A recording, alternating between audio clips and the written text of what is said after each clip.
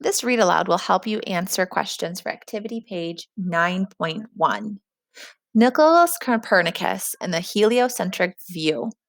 Nicholas Copernicus was a Polish astronomer, mathematician, and clergyman who was studying the night sky around the same time that Columbus arrived in America. Copernicus, with the help of other scientists before and after him, changed our understanding of astronomy when he discovered that the universe was not geocentric. How were just a handful of people able to come up with an idea that changed the whole world? It's quite simple, really. Copernicus began by studying something he was really interested in: the night sky. His interest led him to make a careful observations, to ask questions, to work hard, to study, to think logically, to come up with new answers, and to build upon the work of other scientists before him. His willingness to ask questions, even when he had to stand alone with his ideas, led Copernicus to make an important scientific discovery that our solar system is heliocentric, meaning it is sun centered. All of science is based upon careful observations of the world and a willingness to ask questions about it. Asking questions allows us to come up with new ideas, and new ideas lead to a better understanding about how the world works. That's what the process of science is all about. So, whenever you observe the world around you and ask questions about what you see, you should be proud of yourself because you are thinking like a scientist. This can help you answer the first statement on 9.1. Our solar system is geocentric. Is that true or false? Galileo looking through his telescope, the modern telescope. Not too many years after Copernicus died, the telescope was invented. Galileo was one of the first astronomers to build and use a telescope.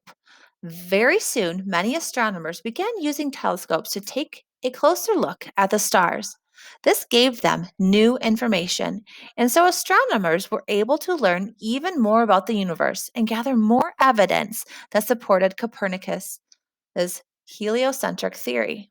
As you heard earlier, astronomers discovered the planet Neptune fewer than 200 years ago in 1846. When they were finally able to see it with a more powerful telescope, astronomers continued building different types of and more powerful telescopes, which led to an even better understanding of space and more questions about it too. Discovering more objects similar to the size of Pluto led scientists to ask again, how should Pluto be classified? With more information available, astronomers came up with a brand new answer to that question. You should now be able to answer the statement number 2. Neptune wasn't discovered until more powerful telescopes were invented. Circle true or false. Today, telescopes that astronomers use are usually located in areas far away from cities. Where there are cities, there is also a lot of light. And where there is a lot of light on Earth, it is harder to see the light of the stars. Light made by humans that hinders or blocks our view of the stars is called light pollution. Besides building telescopes far away from light pollution, astronomers also like to build telescopes on high mountains. You might think it's so that the astronomers can get closer to the stars, but it's not really that much closer. An observatory is a building designed especially for observing the stars, planets, and other space objects. Placing an observatory high on a mountain allows astronomers to get above as much of the Earth's atmosphere as possible. And as the Earth's atmosphere thins out in higher places, astronomers can more clearly look at the light of the stars. A more powerful telescope was built for the Lowell Observatory in Arizona for the purpose of finding Pluto. Astronomers thought that Pluto existed before they ever saw it. There appeared to be something in space beyond Uranus and Neptune that was exerting a strong gravitational pull on these planets. Astronomers searched for 25 years before they finally discovered Pluto. But there's another way that scientists are now able to place telescopes even higher than the highest mountain. Telescopes are launched into space. That's right, scientists now use rockets to escape Earth's surface gravity. The power of rockets enables spacecrafts to launch telescopes into space. Once beyond Earth's atmosphere, the telescopes can study the universe more closely and clearly than ever before. Some spacecrafts are held in orbit around Earth by its gravity. Other spacecraft have ventured beyond the reach of Earth's gravity to explore other parts of the solar system. Telescopes and cameras aboard the space probes Voyager 1 and Voyager 2 have spent the last 35 years gathering information about Jupiter, Saturn, Uranus, Neptune, and the outermost reaches of our solar system. You can now answer the next statement. Observatories are built on mountains so that they are closer to the stars. Circle true or false. Telescopes that are launched into the space are literally out of this world, and they are able to take pictures of the universe so that they are out of this world. The Hubble Space Telescope is the most famous telescope ever to be launched into space. It was carried into orbit by a space shuttle in 1990, and it now orbits about 350 miles above the surface of Earth.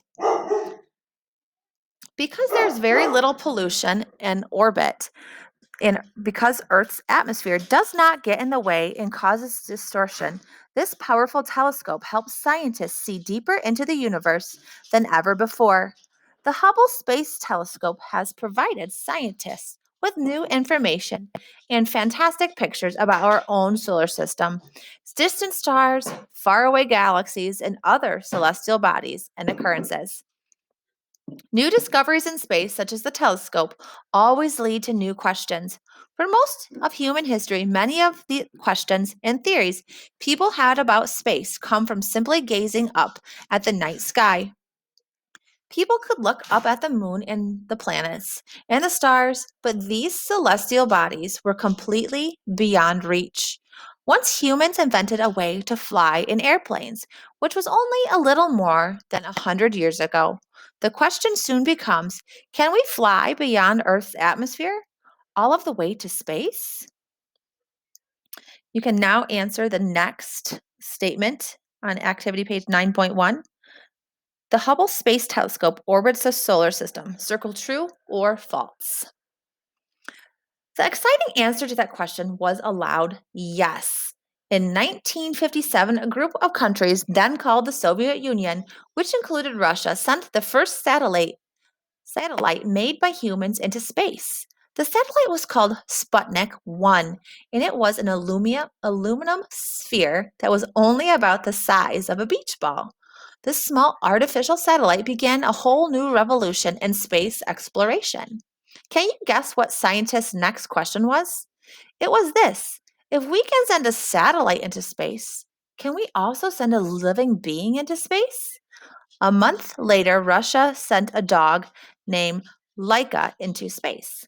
Laika was the first living being to ever go to space. After Laika's mission, several more dogs were successfully sent into space. Can you guess what the next question was? Right. If we can send a dog into space, we can send a human into space.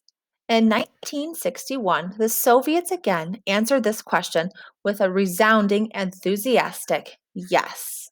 The first human being to go into space was Soviet Yuri Gagarin aboard the spacecraft Vostok 1. Yuri Gagarin orbited the globe in Vostok 1 for 108 minutes before returning to Earth. Answer the next question on activity page 9.1. The first human being to go into space was Soviet Yuri Gagarin. True or false? With this new triumph, triumph, or accomplishment, scientists asked a new question. If we can send a human being into space, can we also send one to land on the moon? What do you think the answer was? A triumphant yes.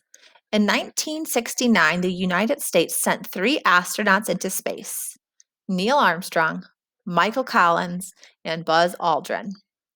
These astronauts traveled to the moon in a spacecraft called Apollo 11, which had 3 sections. The lunar module or section of the Apollo 11 was named the Eagle, and it landed on the moon with Neil Armstrong and Buzz Aldrin aboard.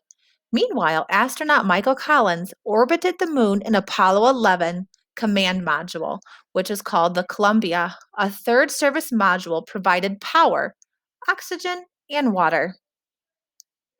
On July 20th, 1969, Neil Armstrong became the first human being ever to walk on the moon. Soon after his feet, which were inside his spacesuit, touched the surface, Neil Armstrong spoke these famous words.